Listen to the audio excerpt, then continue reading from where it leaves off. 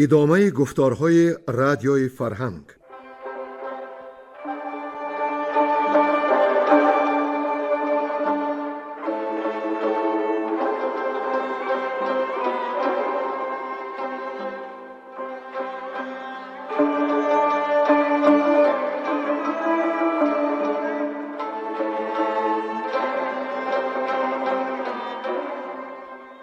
بسا رنج بردم در این سال سی، عجم زنده کردم بدین پارسی. بسا رنج بردم در این سال سی، عجم زنده کردم بدین پارسی.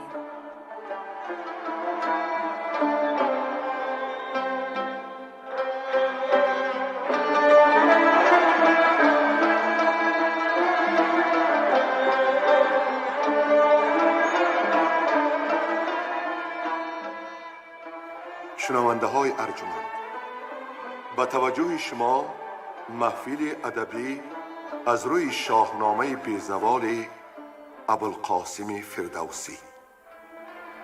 صدر محفل نظام قاسم.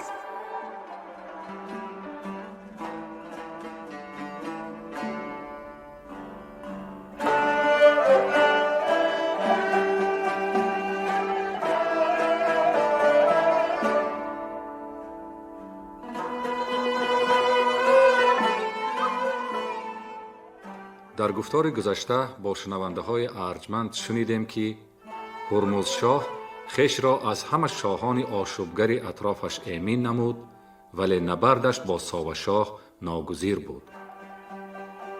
از این رو در جستجوی چاره افتاد و خراد برزین را به بارگاه ساوشاه فرستاد تا ببیند که چند است لشکرش و فریب پیش آرد که دشمن کند باورش. خراد برزین ساوشاه را چندان با راز و نیاز اندرمان کرد که بهرام چوبینه در آن فرصت لشکرش را تا مرز ساوشاه آورد. چون ساوشاه این حال دید در غضب شد و سبب پرسید. خراد برزین گفت که اگر آمده باشد اندک سپاه چالاک، تو را از این چی باک؟ شاید سپاه استان که پی امن بازارگان آمده و در اینجا خیمه زده، وگرنه کی میتواند زید تو بیاید و در جنگ تو بپاید.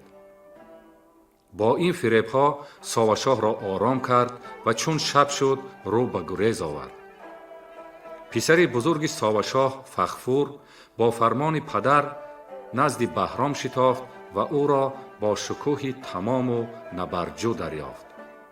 گفت که شنیدم که از پارس بگریختی، که آزرده گشتی و خون ریختی.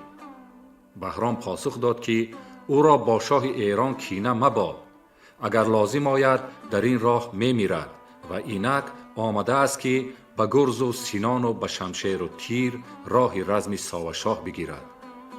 ساوشاه از فریب خراد برزین پی برده به جستنش شتافت، ولی او را نیافت و نزد بهرام کس فرستاد که به خوبی برگرد و آبرویت را مریز. پادشاهت مرگ تو را خواسته است که رزمت را با من آراسته است. چون بهرام این سخنان نپذیرفت، ساوشاه گفت که هرچی خواهی بخواه برایت مهیا میکنم و تو را نامدار دنیا میکنم. بهرام طلب نمود که ساوشاه سری آشتی خم کند زود، آنگاه او را سیم و زر خواهد بخشید و کلاه و کمر. اگر آشتی نکند رزم پیش آرد که برو بگیرید کهتر و مهتر. بار سیوم نیز ساوشاه نزد بهرام کس فرستاد و وعده های فراوان داد، ولی او رد کرد و لشکرش را برای نبرد پیش آورد. چون ساوشاه کارش را به این رنگ و حال لشکرش را تنگ دید، فهمید که بختش برگردد و تختش زبر گردد. بار دیگر فرستاده روان کرد که بهرام از جنگ دست شوید و راه سوی او جوید و را کدخدایی و دختر دهد و ارجمندی و افسر. هرمز را از تخت براند و او را بر تخت ایران شناند. پاسخ داد بهرام که گذشت هنگام. اگر ساوشاه برمحل دختر و افسر می فرستاد و از دوستی با ایران می کرد یاد، بهتر بود و بر آبرویش می افزود. اکنون بهرام خود این کارها را می کند. هم کشورش را می گیرد و هم دخترش را و خودش را جدا از جان می کند و سرش را بر نیزه نزد شاه ایران روان می کند. شب بهرام خواب دید که در جنگ ساوشاه مغلوب شده است. همانا خراد برزین رسید و پند داد بهرام را که دست از جنگ بردارد تا ایرانیان را خوار نگذارد. دبیرش نیز از بیشماری لشکری ساوشاه سخن به میان آورد، ولی بهرام هر دو را به ترسویی و ناآگاهی ملزم کرد، از یزدان مدد خواست و رسم جنگ آراست. ادامه آن داستان را امروز خواهید شنید. گوینده ها عبدالرشید خوجمقلوف، نظر یزدانی، گلرخسار صفی، حاجی اسماعیل پیر محمدزاده و کمینه.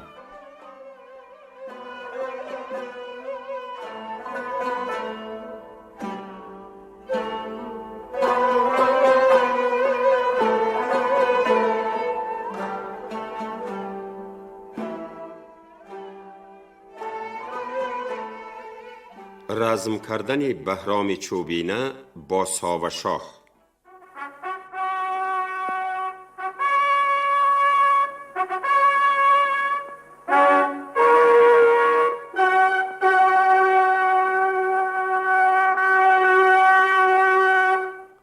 چنین گفت پس با سپه ساوشاه که از جادویی اندر آرید راه. بدان تا دل و چشم ایرانیان بپیچد نیاید شما را زیان. همه جادوان جادویی ساختند، همه در هوا آتش انداختند. یکی جادوی برنشسته به شیر، به بالا بلند و ستبر و دلیر. به یک دست بودیش ماری بزرگ، به دست دیگر اژدهای ستور. نمودان چنان کسب و مرد و سپاه، همی آتش افروخت در رزمگاه. برآمد یکی باد و ابری سیاه، همی تیر بارید از او بر سپاه. خروشید بهرام کی مهتران، بزرگان ایران و کنداوران.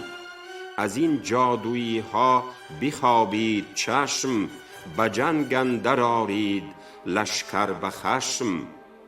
که آن سر به سر تنبل و جادویی است، ز چاره بر ایشان بباید گریست. خروش برآمد ز ایرانیان، ببستند خون ریختن را میان.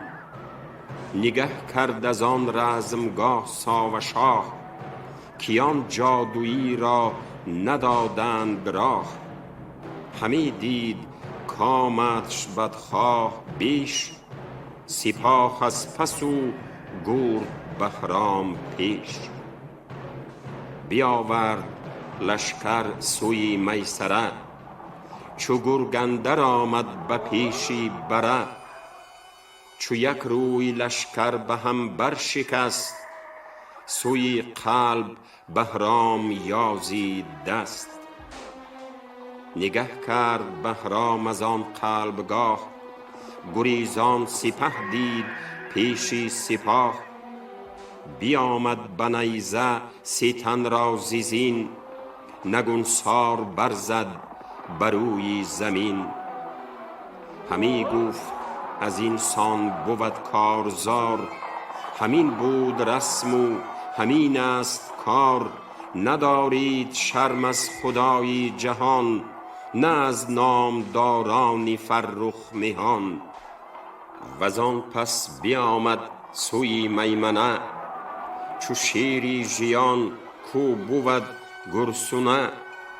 چنان لشکری را ز هم بردرید، درفشی سپهدار شد ناپدید.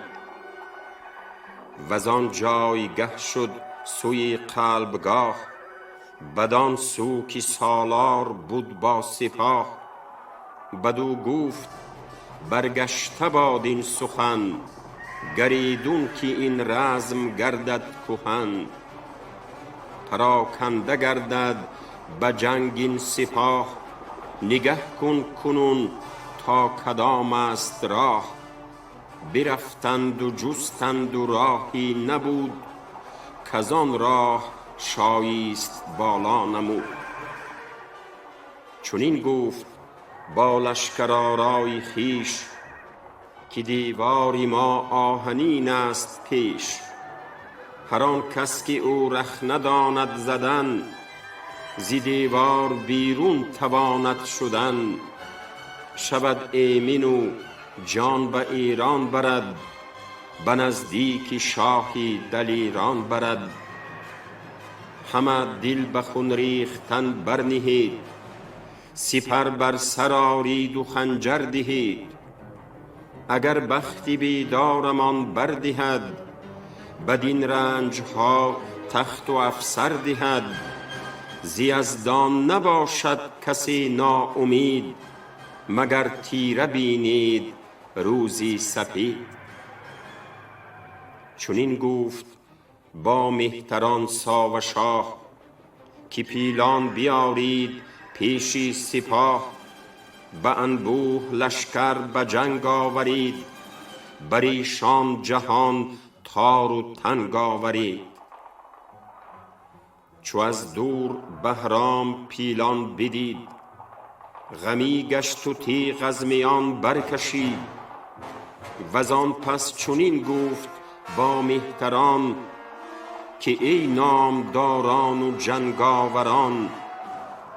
بکوشید تا نام و ننگ آورید، سری دشمنان زیر چنگ آورید. کمانهای چاچی به زه برنهید، همه یکسره ترگ بر سر نهید. به جان و سری شهریاری جهان، گزینی بزرگان و تاجی بهان. که هر کس که او را کمان است و تیر، کمان را به زه برنهد ناگزیر. خدنگی که پیکانش یازد به خون، سه چوبه به خرطوم پیل اندرون. نشانید و پس گرزها برکشید، به جنگ اندر آیید و دشمن کشید. سپهبد کمان را به زه برنهاد، یکی خود پولاد بر سر نهاد. به پیش اندرون تیر باران گرفت، کمان را چو ابری بهاران گرفت. پسی پشت او اندر آمد سپاه، ستاره شد از پر و پیکان سیاه. بسفتند خرطوم پیلان به تیر، ز خون شد در و دشت چون آبگیر. چو پیلان چنان زخم پیکان بدید، همه لشکری خویش را بسپرید. از آن خستگی پشت برگاشتند، در و دشت پیکار بگذاشتند. سپاه اندر آمد پسی پشت پیل، زمین شد به کردار دریای نیل. سپه بر هم افتاد و چندی بمرد، همان بختی بد کامگاری ببرد. تلی بود خرم بدان جایگاه، پسی پشت آن رنج دیده سپاه. یکی تخت زرین نهاده بدوی، نشسته بر او ساوی رزم جوی. سپه بود چون کوه آهن روان، همه سر پر از گرد و تیره روان. پسی پشتشان ژنده پیلانی مست، همی کوفتندان سپه را به دست. پر از آب شد دیده ای ساوشاه، بدان تا چرا شد هزیمت سپاه. نشست از بری تازی اسبی سمند، همی تاخت ترسان ز بیمی گزند. پسی ساو بهرام چون پیلی مست، کمندی به بازو کمانی به دست.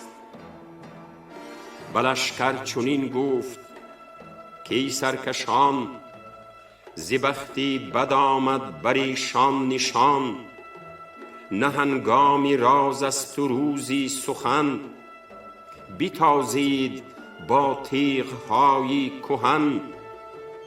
بر ایشان یکی تیر باران کنید، بکوشید و کاری سواران کنید. بران تل برآمد کجا ساو شاه، همی بود با تخت و زرین کلاه. ورا دید بر تازی چون هیزبر، همی تاخت بر دشت بر سان ببر.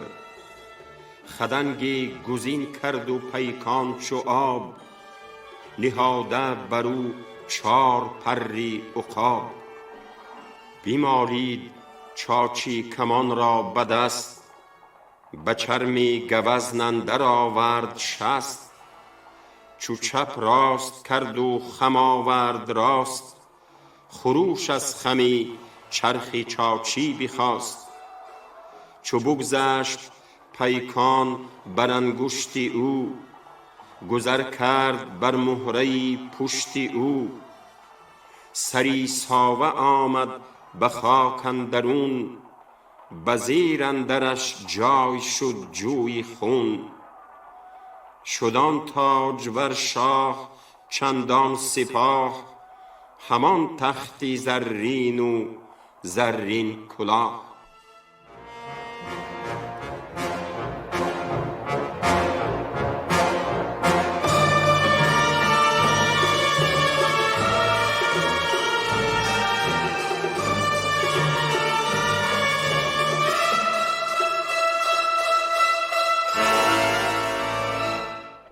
چنین است کردار گردان سپهر، نه با مهربانیش یابی تو چهر.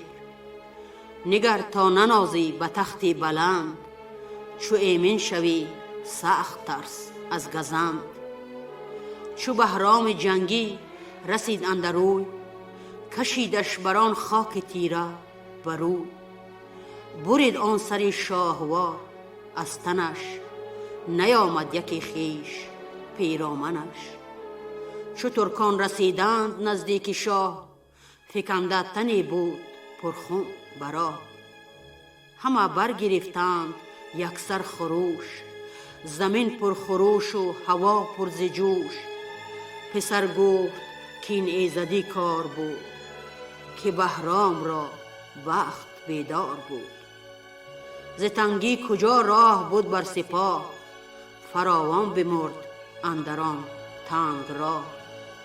بسی پیل بسپرد مردم به پای، نشد زان سپه 10 باز جای.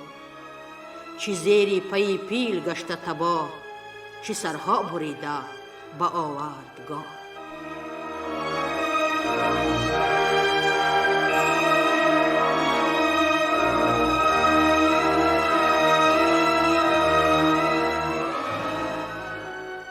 کشتن بهرام چوبینه جادوی را.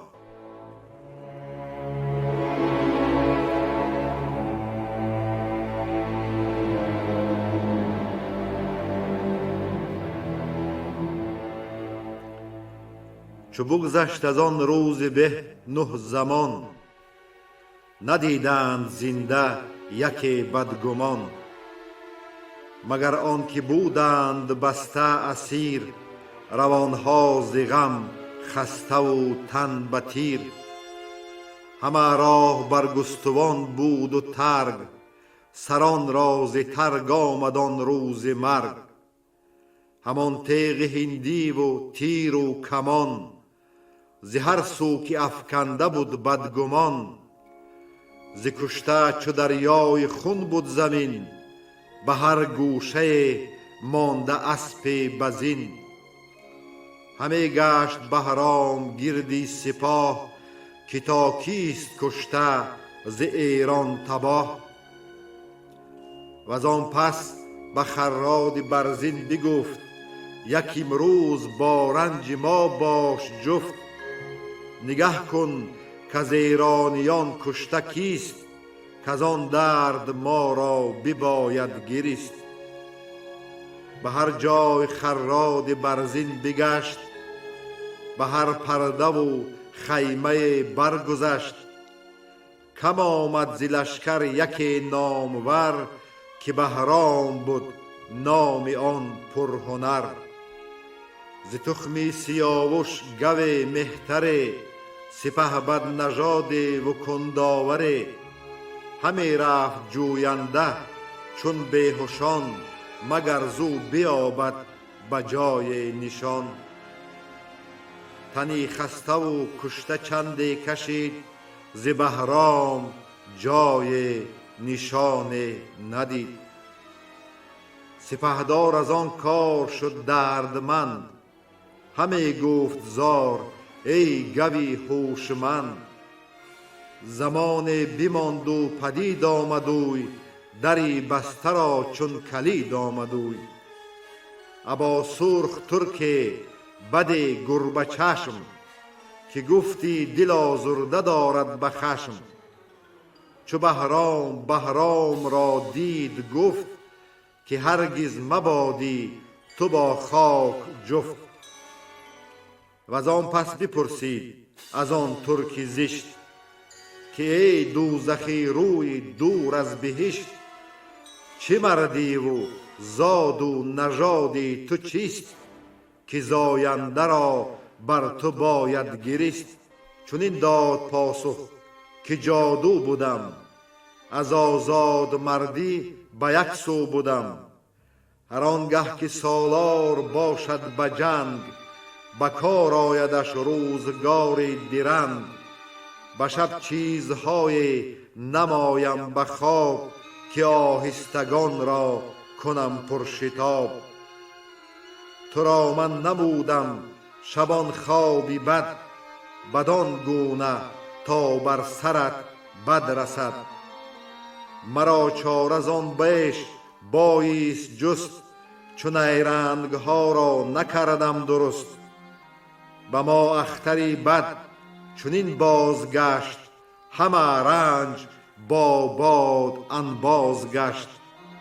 اگر یابم از تو به جان زینهار، یکی پرهنر یافتی دوست دار. چو بشنید بهرام و اندیشه کرد، دلش گشت پر درد و رخساره زرد. زمانی همه گفت کین روز جنگ، به کار آیدم چون شود کار تنگ. زمانی همه گفت بر ساوشاه، چه سود آمد از جادوی تیره راه. همه نیکویی ها ز یزدان شناس، کسی را که دارد ز یزدان سپاس. بفرمود از آن پس بریدن سرش، جدا کرد جان از تنی بی برش. چو او را بکشتند بر پای خواست، چنین گفت که داوری داد و راست. بزرگی و پیروزی و فرهی، بلندی و دیهیم شاهنشهی. نژندی و هم شادمانی ز توست، انوشه دلیری که راهی تو جست. و از آن پس بیامد دبیری بزرگ، چنین گفت که پهلوانی سترگ. فریدون یل چون تو یک پهلوان، ندید و نه بهرام و نوشین روان. همت شیر مردی همه رنگ و پند، زمانه پناهی زمانه گزند. همه شهر ایران به تو زندند، همه پهلوانان تو را بندند. به تو گشته تختی بلندی بلند، به تو زیر دستان شده بیگزند. سپه بود توی هم سپه بد نژاد، خنک مام کو چون تو فرزند زاد. که فرخ نژادی و فرخ پی، ز هر گونه با فر و بخرد کی. پراگنده گشتند از آن جایگاه بزرگان و هم پهلوانان شاه.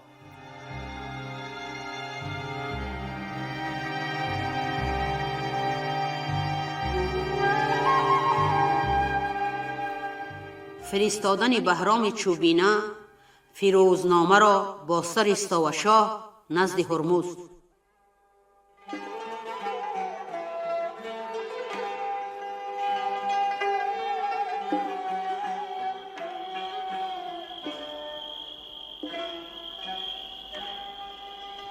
شبی تیره چون زلف را تاب داد، همان تاب او چشم را خواب داد. پدید آمدان پرده آبنوس، برآسود گیتی ز آواز کوس. همه گشت گردون شتاب آمدش، شب تیره را دیریاب آمدش. برآمد یکی زرد کشتی عذاب، ببالید رنج و بپالود خواب. سپهبد بیامد فرستاد کس، به نزدیک یاران فریاد رس. که تا هر که شد کشته از مهتران، بزرگان ترکان و جنگ سران. سرانشان ببرند یکسر ز تن، کسی را که بود مهتری انجمن. درفش درفشان پس هر سری، که بودند از آن جنگیان افسری. اسیران و سرها همه گیرد کرد، ببردند زاوردگاهی نبرد. دبیری نویسنده را پیش خواند، ز هر در فراوان سخنها براند. از آن لشکری نامور بی شمار، و آن جنبش و گردش روزگار. و آن چنگ و آن چاره از هر دری، کجا رفته بود با چنان لشکری. و آن کوشش و جنگ ایرانیان، که نگشاد روز سوار میان. چو آن نامه بنویشت نزدیک شاه، گزین کرد پوینده از سپاه. نخستین سری ساوه بر نیزه کرد، درفشی که او داشتی در نبرد. سران بزرگان توران زمین، چنان هم درفش سواران چین. بفرمود تا بر ستور نوند، به زودی بر شاه ایران برند. اسیران و آن خواسته هرچی بود، همه داشت اندر هری نابسود. بدان تا چه فرمان دهد شهریار، فرستاد با سر سواران کار. همان تا بود نیز دستور شاه، سوی جنگ فرموده بردند سپاه. ستور نوند اندر آمد ز جای، به پیش سواران یکی رهنمای. کشیدند رنج و سپردند راه، بدان تا به زودی ببینند شاه. ببردند نزدیک شاه جهان، درود هم از پهلوان و مهان. و آن روی ترکان همه برهنه، برفتند بی ساز و اسب و بنه. رسیدند یکسر به توران زمین، سواران ترک و سواران چین. چو آمد به فرموده آن آگهی، بینداخت از سر کلاه مهی. خروش برآمد ز ترکان بازار، بران مهتران تلخ شد روزگار. همه سر پر از گرد و دیده پرآب، کسی را نبود خورد و آرام و خواب. و آن پس گوان را بر خویش خواند، ز مژگان همه خون دل برفشاند. بپرسید کاین لشکری بی شمار، گهی رزم جستن نکردند کار. چنین داد پاسخ یکی رهنمون، که ما داشتیم آن سپه را زبون. چو بهرام جنگی به هنگام کار، نبیند کس اندر جهان یک سوار. نبود لشکرش زان ما صد یکی، نخست از دلیران او کودکی. جهاندار یزدان برابر کشید، چو زین بیش گویم نباید شنید. چو فرموده بشنید گفتار او، پراندیشه گشتش دل از کار او. بجوشید و رخسارگان زرد کرد، به درد دل آهنگ آورد کرد. سپهبد از آن جنگیان 100,000 همه نامدار از در کارزار. ز درگاه لشکر به هامون کشید، به نزدیکی رود جیهون کشید. بدان تا به کین پدر سرفراز، به بهرام چوبینه آرد گداز. و آنجا کجا نامه پهلوان، بیامد بری پور نوشین روان. بپرسیدش از لشکر و پهلوان، و از آن نامداران و فرخ گوان. نشسته جهاندار با مهتران، همی گفت بیچاره سروران. 2 هفته بر این بارگاه مهی، نیامد ز بهرام هیچ آگهی. چی گوید و زین پس چی شاید بودن، بباید بدین داستان ها زدن. همانگه که گفت این سخن شهریار، بیامد ز درگاه سالار بار. شهنشاه را زان سخن مژده داد، که جاوید بادا جهاندار شاد. که بهرام بر ساوه پیروز گشت، بر رزم اندرون گیتی افروز گشت. سبک مرد بهرام را پیش خواند، و از آن نامدارانش برتر نشاند. فرستاده گفت ای سرافراز شاه، به کام تو شد کار آن رزمگاه. انوشه بیزی شاد و رامیش پذیر، که بختی بداندیش تو گشت پیر. سر شاه ساوه و کهتر پسر، که فغفور خواندی مرو را پدر. زده بر سری نیزه ها بردر است، همه شهر نظاره آن سر است. شهنشاه بشنید بر پای خواست، بزودی خم آورد بالای راست. همی گفت بر پیش یزدان به پای، همی گفت ای داوری رهنمای. بداندیش ما را تو کردی تباه، توی آفریننده خرما. چنان زار و نومید بودم ز بخت، که گفتم نگون اندر آیم ز تخت. سپهبد نکرد آن نه جنگی سپاه، که یزدان بود این بنده را نیک خواه. برآورد گنج درم 100,000، ز گنجی که بود از پدر یادگار. 3 آن درم را به درویش داد، پرستندگان را درم بیش داد. و دیگر 3 پیش آتشکده، همان مهر نوروز و جشن سده. فرستاد تا هیربد را دهند، که در پیش آتشکده بردهند. سوان بهر جای که ویران بود، رباطی که اندر بیابان بود. کند یکسر آباد جوینده مرد، نباشد براه اندرون بیم و درد. ببخشید پس 4 ساله خراج، به درویش و آن را که بود تخت و تاج. نبشتند پس نامه از شهریار، به هر کشوری نزد هر نامدار. که بهرام پیروز شد بر سپاه، بریدند بی تن سری ساوه شاه. پرستنده شد شاه 2 هفته روز، چو برزد سر از چرخ گیتی فروز. فرستاده پهلوان را بخواند، مرو را بری نامداران نشاند. مران نامه را زود پاسخ نوشت، درختی به باغ بزرگی بکشت. یکی تخت سیمین فرستاد نیز، چون نعلین زرین و هر گونه چیز. ز هیتال تا پیش رود بزرگ، بدادش بدان پهلوان سترگ. بفرمود کان خواسته بر سپاه، ببخش آنچه آورده ای تو ز راه. مگر گنج ویژه تن ساوه شاه، که آورد باید بدین بارگاه. وزان پس تو پیکار فرموده ساز، همان تا شود شاه گردن فراز. همه ایرانیان را فرستاد چیز، نبشته به هر شهر منشور نیز. فرستاده را خلعت آراستند، پس اسپی گسی پهلوان خواستند. فرستاده چون نزد بهرام شد، سپهدار از او شاد و پدرام شد.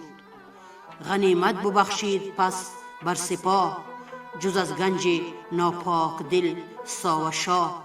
فرستاد با او سواران خیش، جهان دیده و نامداران خیش. ببردند یکسر به درگاه شاه، سپهبد سوی جنگ شد با سپاه.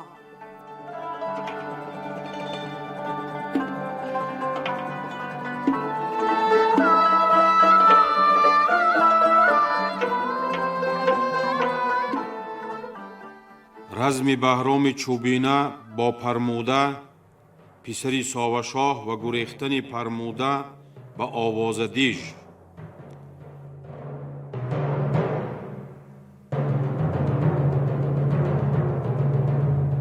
از او چون به پرموده رفت آگهی، که جوید همه تخت شاهنشهی. دیژ داشت پرموده آوازه نام، که از این دیژ بودی ایمن و شادکام. نهاد آنچه بودش بدو در درم، ز دینار و از گوهر و بیش کم. ز جیحون گذر کرد خود با سپاه، بیامد گرازان سوی رزمگاه.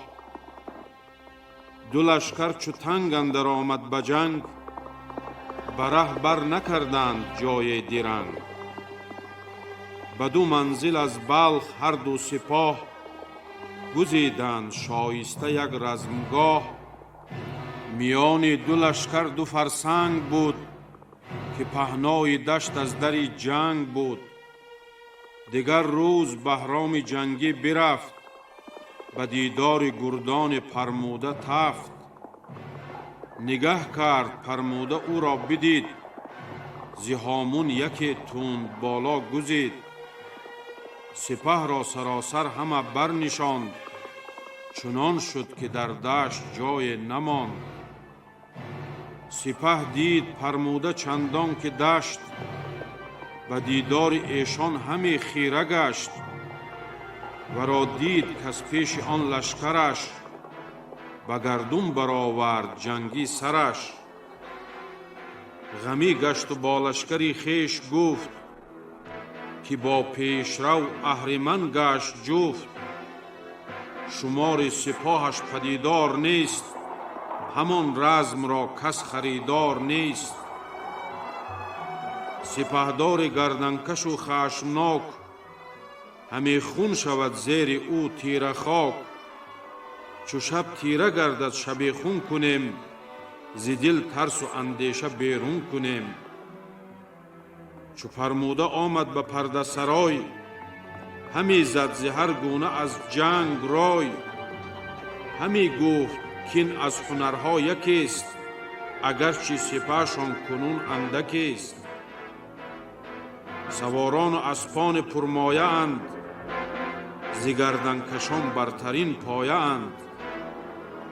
سلیح است و بهرامشان پیش رو، که گردد سنان پیش او خاره خو. و پیروزی ساوشاه اندرون، گرفته دل و مست گشته بخون. اگر یار باشد جهان آفرین، بخون پدر جویم از کوچ کین. بدانگه که بهرام بود جنگجوی، از ایران سوی ترک بنهاد روی. ستاره شمر گفت بهرام را، که در چهارشنبه مزن گام را. اگر زین بپیچی گزند آیدت، همان کار ناسودمند آیدت. یکی باغ بود در میان سپاه، از این روی و آن روی آوردگاه. بشد چهارشنبه هم از بامداد، بدان باغ که امروز باشیم شاد. ببردند پرمایه گستردنی، می آورد و رامشگر و خوردنی. بیامد در آن باغ و می در کشید، چو پاس ز تیره شب اندر کشید. طلایه بیامد به پرموده گفت، که بهرام را شد می و جام جفت. سپهدار از آن جنگیان 6000، ز لشکر گزین کرد گرد و سوار. فرستاد تا گرد بر گرد باغ، بگیرند گردنکشان بیچراغ. سپهبد چو آگه شد از کارشان، زیرای جهانجو و بازارشان. یلان سینه را گفت کی سرفراز، به دیوار باغ اندرون رخنه ساز. پس آنگاه بهرام ایزد گشست، نشستند با جنگجویان برست. بر آن رخنه باغ بیرون شدند، کی دانیست کان سرکشان چون شدند. برآمد ز در ناله کرنای، سپهبد به جنگ اندر آمد ز جای. سبک رخنه دیگر اندر زدند، سپه را یکایک به هم برزدند. ز ترکان جنگی فراوان نماند، ز خون سنگها جز به مرجان نماند. گریزان همی رفت مهتر چو گرد، دهان خشک و لبها شده لاژورد. چونین تا سپیده دمان بردمید، شبی تیرگون دامن اندر کشید.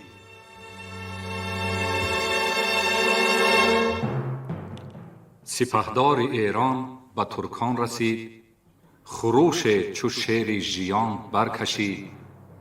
و فرموده گفت ای گریزنده مرد، تو گردی دلیران جنگی مگرد. نمردی هنوز ای پسر کودکی، روا باشه در شیر مادر مکی. بدو گفت شاه ای گزاینده شیر، به خون ریختن چند باشی دلیر. ز خون ردان سیر شد روز جنگ، به دریا نهنگ و به خشکی پلنگ. نخواهی شد از خون مردان تو سیر، برانم که هستی تو درنده شیر. بریدی سری ساوشاه آن که مهر، برو داشت تا بود گردان سپهر. سپاه بران گونه کردی تباه، که بخشایش آرد همه خور و ماه. از آن شاه جنگی منم یادگار، مرا همچنان دان که کشتی بزار. ز مادر همه مرگ را زاده ایم، گریدون که ترکیم ارازاده ایم. بمان تا بمانم به دهر اندکی، کز آزادگانی تو باشم یکی.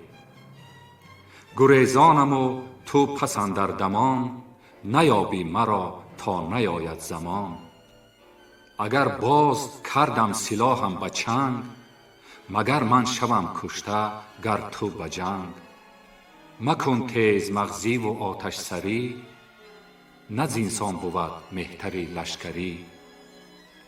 من اکنون شوم سوی درگاه خویش، یکی باز جویم سری راه خویش. نویسم یکی نامه زی شهریار، بران سان که باید بدین روزگار.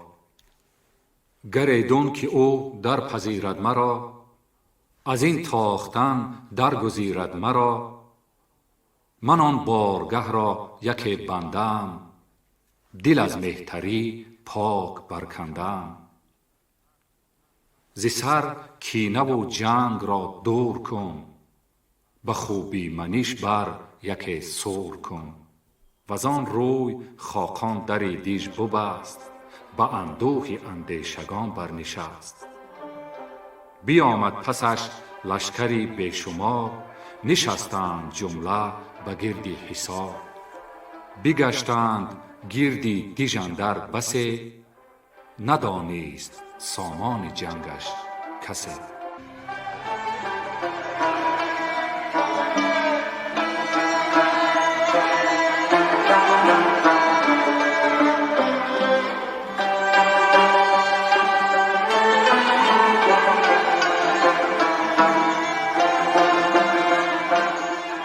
شما محفل ادبی را از روی شاهنامه بیزوال ابوالقاسم فردوسی شنیدید. تهیه‌گر خیرالله ابراهیم، منظم آواز معرفت خالق، صدا بردار برنای نظام. شاد و پیروز باشید.